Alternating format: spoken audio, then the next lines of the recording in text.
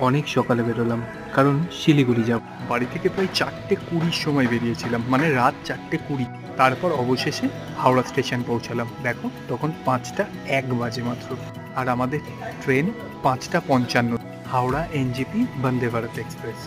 বন্দে ভারত করে কে কে ট্রাভেল করেছো আর কে কে ট্রাভেল করতে এখনো বাকি আছো আমাকে জানিও তো। এই আমাদের পুরো টিম আর আমরা সবাই এখন যাচ্ছি আমাদের কোচ নাম্বার C3-তে। সবাই কিন্তু বেশ এনার্জেটিক, দেখো পুরো গসিপ চলছে। সানরাইজের টাইমটা কিন্তু খুব ভালো ছিল, দারুণ লাগছিল ভেতর থেকে বাইরেটা দেখতে।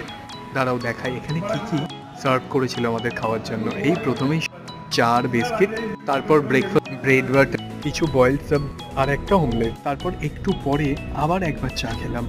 তারপর লাঞ্চে ভাত, ডাল, একটা তরকারি আর চিকেন, আর 3টে পরাঠা আর একটা দই।